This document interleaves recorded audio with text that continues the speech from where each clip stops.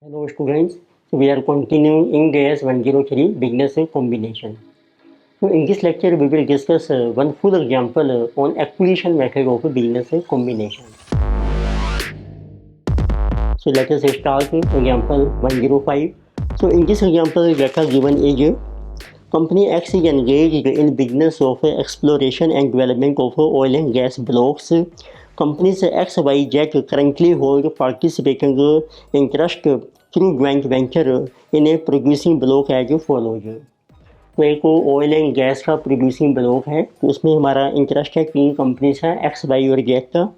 तो it means late us right this is producing so oil and gas block in which three companies have interest X, Y and Z.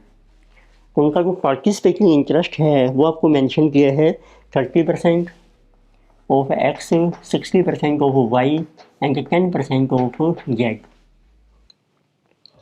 So company Y is the operator of the block and companies X and Z are joint operators. Company Y incurs all expenses on behalf of joint venture and raise cash calls to company X and Z at each month and in respect to their share of expense. तो it means ये सारे joint operators हैं, सो जिसे ये joint venture. जो Y है इसमें वो मेन ऑपरेटर हैं. And all the manpower and requisite facilities and machineries are owned by the joint venture. It means thereby owned by all the joint operators. So for past few months, due to liquidity issues, the company gets defaulted in payment of cash calls to operators. जो भी expense होते हैं तो उसके लिए हमें cash चाहिए, तो उसके लिए कॉन्ट्रीब्यूशन करते हैं ऑपरेटर्स.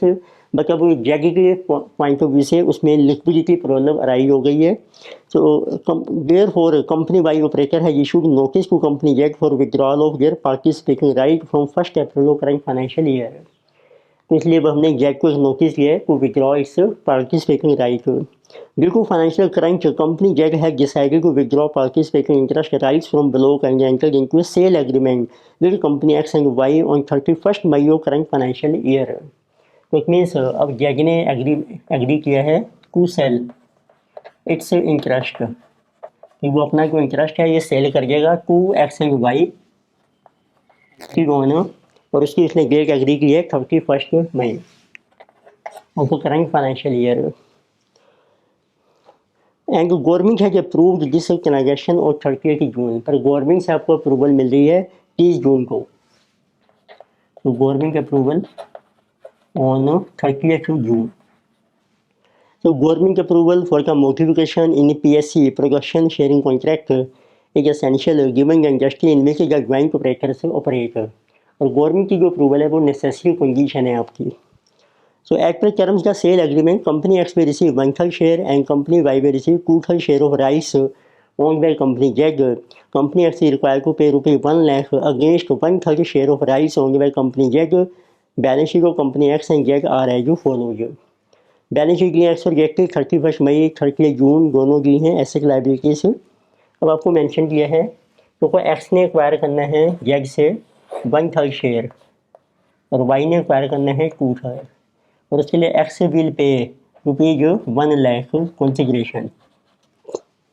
तो फर्दर आपको टर्म्स ये रखी हैं. फेयर वैल्यू दी है देखो PPE development capital work in progress की ऑफ कंपनी जेड की eight market approach. Fair value for all other assets and liabilities are same. Cash equivalents are not to be acquired by company X. Tax rate is 30%. As per Ind AS 28, all the joint operators have joint control and have rights to the net assets of the arrangement, and therefore every operator records their share of assets and liability in their books. तो सभी का proportional right है joint venture में. तो आपको determine करना है number 1. So that is the acquisition falls under business or asset acquisition as per Ind AS 103. तो सबसे पहले देखना है ये जो आप एक्विजिशन कर रहे हैं जेग के ब्लॉक की जो 10% शेयर है, तो क्या वो बिजनेस एक्विजिशन माना जाएगा या सिर्फ एसेट एक्विजिशन मानी जाएगी. तो लेट अस सी फर्स्ट आंसर. तो उसका रूल ये है as per Ind AS 103.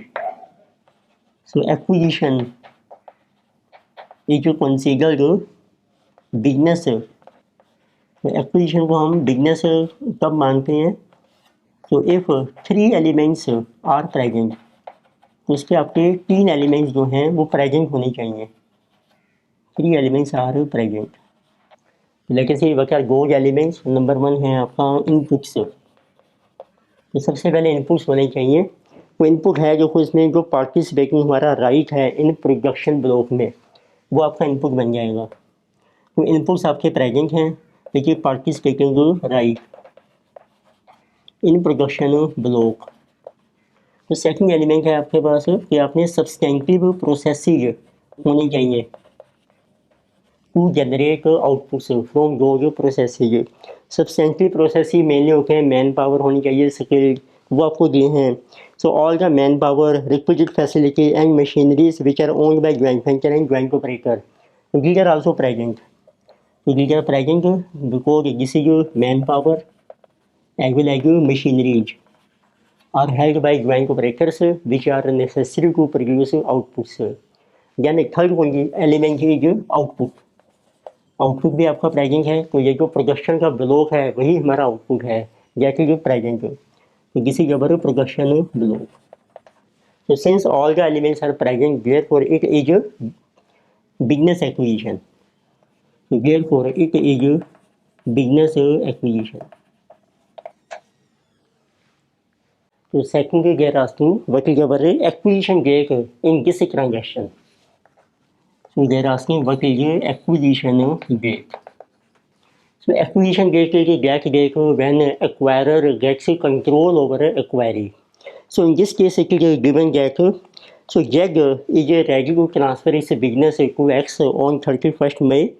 It means we are given business is transferred, or we can say business is so acquired on 31st May. But in this case, government approval is also required for production sharing contract, which is essential in this industry. And this government approval is obtained on 30th June. Government approval is obtained. This is on 30th June, and this is our requirement from production from this our pollution department for production sharing contract. It means in this case what will be get acquisition will be get when we get government approval. So it means acquisition date will be our 30th June, because before this we cannot start our production which you acquired from Z. So therefore acquisition date so is date when government approval is obtained, and this acquisition date will be our 30th June of current financial year. So next they are asking, so we have to record the journal entries for this transaction and prepare balance sheet of company X. तो उसके लिए पहले देखते हैं what are net assets which are acquired. So calculation of net assets of company Z which have been acquired by X. तो X का देखो आपको शेयर किया है जिसे जो 1/3 शेयर, और उसके लिए X ने पेमेंट की है ₹1 lakh which is our consideration. तो आपने एसेस को कंसीडर करना है कंपनी Z की 1/3 एसेस, और डेट ऑफ एक्विजिशन है अब आपकी 30 June as on this date. उस टाइम आपके पास देखो अब इसमें बुक वैल्यू भी दी है और आपको फेयर वैल्यू भी दी है, तो दोनों ही कंसीडर करते हैं। So what is our book value and how much is your fair value? तो रुपीज जो है आपके अमाउंट्स रुपीज में चल रही हैं, अमाउंट्स आ रहे हैं रुपीज। अब सिर्फ आपने एक्स्ट्रा शेयर लेना है विच इज 1/3। तो first of all we have non current assets हैं, उसमें देखिए पीपीई है। So first of all let us write assets. तो इसमें है property plant and equipment, can it right of use asset which is called ROU asset. Then it is our development capital work in progress, and then it is given loan receivable. फिर अगर assets हैं inventories, trade receivable, cash bank and अगर current assets. तो पहले देखते हैं fair value of PPE and development capital work in progress as per market participant approach 5 lakh and 2 lakh. तो इसमें आप लीजिए 1/3 शेयर। पीपीई की देखो बुक वैल्यू है 3 लाख, तो 1/3 लीजिए 1 लाख। सो ROU asset 20,000, so 20,000 divided by 3 जिसे जो 667।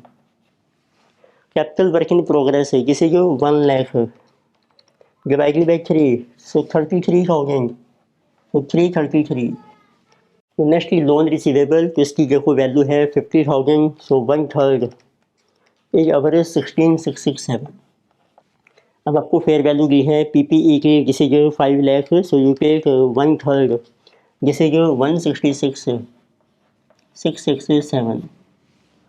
Then it is our R O U S H, उसकी वैल्यू मेंशन नहीं की तो सेम ही रहेगी, जिसे जो 667.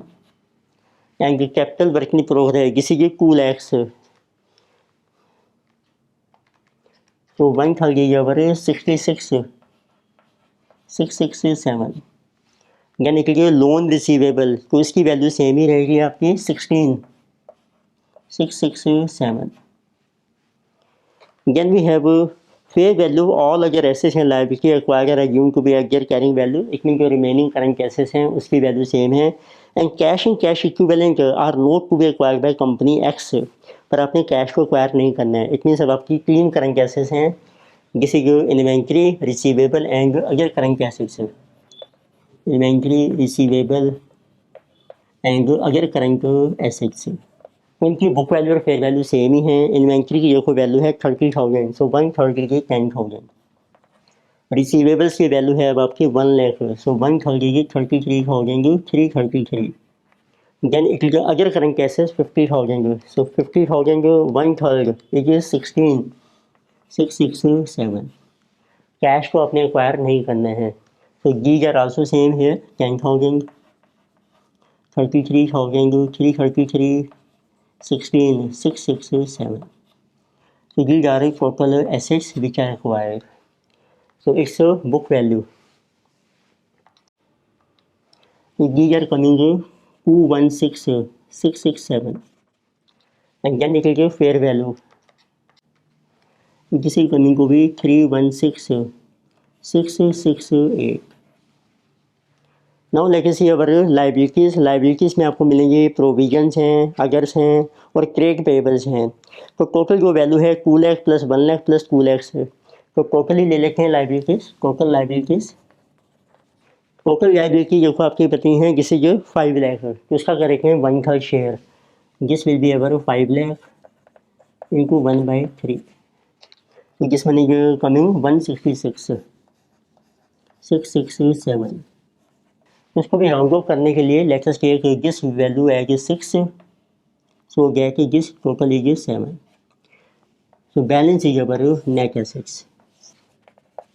तो नेट एसेट्स आगे आएंगी आपकी, ये आपकी बुक वैल्यू भी है और आपकी फेयर वैल्यू भी है. 216 माइनस 166, जिसे कमिंग 50,000. जिसमें जो कमिंग 316,667 माइनस 166,667, इसी 1,50,000.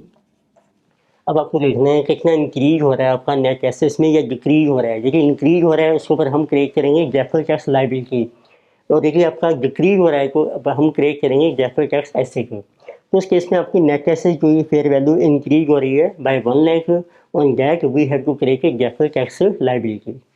सो let us see what are now net assets which are acquired at fair value. तो दिस इज इक्वल टू 1,50,000, और जितनी आपकी इंक्रीज हो रही है फेयर वैल्यू में उसके ऊपर आपको क्रिएट करना है डेफर्ड टैक्स लायबिलिटी, तो वो भी लेस हो जाएगी. Deferred tax liability on increase in fair value of net assets. आपकी आपको इंक्रीज हो रही है fair value by 1 lakh rupees, और उसके ऊपर डेफर्ड टैक्स लायबिलिटी है आपकी 30%, 30,000. तो इस तरीके से अब आपकी जो नेट एसेट्स एक्वायर हो जाएंगी, net assets acquired after adjusting deferred tax, जैसे 1,20,000. और कंसीडरेशन आपको मेंशन किया ही हुआ है कि x company will pay ₹1 lakh as consideration. तो अब आपकी गुडविल आ जाएगी क्योंकि नेट एसेट्स कैपिटल रिजर्व आ जाएगा. तो इस केस में और फर्दर ये भी मेंशन किया है कि जो जेड कंपनी है वो अपनी लिक्विडिटी प्रॉब्लम अराइज हो गई है, इसलिए वो अपना बिजनेस सेल कर रहा है लो प्राइस में. तो इट मीन्स अब आपको अराइज हो रहा है कैपिटल रिजर्व. तो किसी का जो बार्गेन परचेज गेन, और इसमें एक रूल होता है जब आपको ये श्योर है कि जो गेन है उसके रीजन्स आप आइडेंटिफाई कर सकते हो, क्लियर एविडेंस है कि आपको गेन हो रहा है, तो इसको फिर हम ट्रांसफर करते हैं अदर कॉम्प्रिहेंसिव इनकम में. तो इट मीन्स ये आपने इनकम स्टेटमेंट में अपने शो करना है एज अदर कॉम्प्रिहेंसिव इनकम इस हेड में कैपिटल रिजर्व के नाम से। तो आपको देखो नेट एसेट्स मिल रही है 120 की और आपने कंसीडरेशन पे किया है 1 लाख, तो कैपिटल रिजर्व इज ₹20,000। ये आपका बार्गेन परचेज गेन बन जाएगा, ट्रांसफर हो जाएगा कैपिटल रिजर्व में एज अदर कॉम्प्रिहेंसिव इनकम। तो अब आप इसकी बैलेंस शीट बना सकते हैं कंपनी एक्स से after acquisition. So now let us show balance sheet of a company X, and this is after acquisition of 1/3 share of Z, who was our joint operator. Let us show amounts आपके rupees में हैं। So first we have assets, number 1 is non current assets, जिसमें सबसे पहले है आपकी property plant and equipment, right of use asset, capital work in progress आपको mention किए हैं, then it is our loan receivable. अब जो एक्स की वैल्यू दी है आपको 30 जून को, उसमें आपने ऐड करनी है जितनी वैल्यू आपने एक्वायर की है। अब देखिए पीपीई की वैल्यू हमने एक्वायर की है जिस वाज अवर 166,667 प्लस कर देते हैं 10 लाख हमारी अपनी पीपीई है, तो ये बन जाएगी 11,66,667।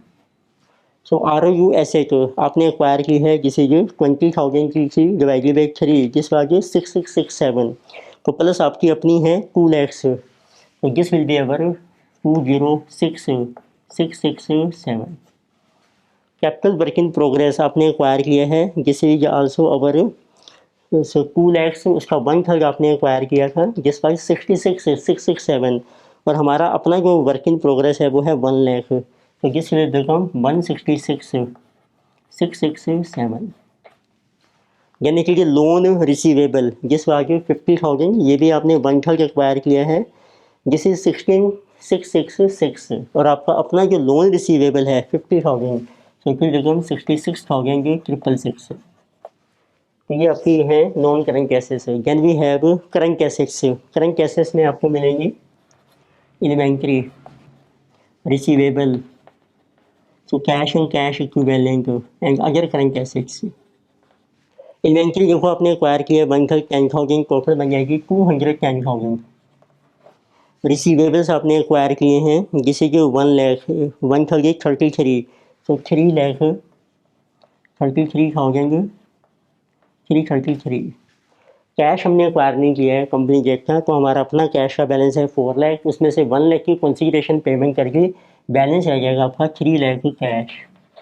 अगर करंट एसेट्स आपने एक्वायर किए हैं 50,000 का 1/3 जिसे कि 66, so plus our 50,000, so this will be 66,667।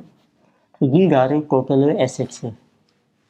Late us see this total, so 11,66,667 plus 206,667 plus 166,667 plus 66,666 plus 210,000 plus 333 plus 366,667, this is becoming 25,16,667। So again let us see equity and liabilities। Equity and liabilities में हम show करेंगे equity share capital आपका same ही रहेगा, so we have equity share capital, तो gate में देखिए same 3 lakh. फिर आपको मेंशन किया है अगर इक्विटी, और एक आपने कैलकुलेट किया था कैपिटल रिजर्व जिस इज आइटम ऑफ अगर कॉम्प्रिहेंसिव इनकम। अगर इक्विटी आपकी सेम रहेगी, अगर इक्विटी 3 lakhs, और कैपिटल रिजर्व हमने कैलकुलेट किया था ₹20,000। So then we have non-current liabilities। non-current में इनको प्रोविजंस हैं, अगर्स हैं, पेबल्स हैं, and current liabilities. Provisions and अगर्स एंड पेबल्स। प्रोविजंस देखिए आपकी बन जाएंगी, प्रोविजंस हैं आपकी 2 lakhs हैं एग्जैक्टली, उसका 1/3 कीजिए आप 66,7 and 8 66। Then it is 1 lakh अगर हैं 33, so 333। Then it is trade payables 2 lakhs, this is 66, so 66,667। तो जेड का हम ले रहे हैं 1/3 और जो एक्स कंपनी है उसका टोटल अमाउंट दोनों ऐड हो रही है। तो एक हमने क्रिएट की है इसमें डेफर्ड टैक्स लायबिलिटी, जिस जो 30,000। तो these are total liabilities. So let us see total liability, this is 6,20,000 plus 866,667 plus 333 plus 666,667 plus 30,000. So this is 25,16,667. So about this question. So in this lecture we discuss one full question on acquisition method of a business combination. Further problems हम continue करेंगे next lecture में। Video आपको अच्छी लगती है subscribe कीजिए, recommend कीजिए, share कीजिए। Thank you.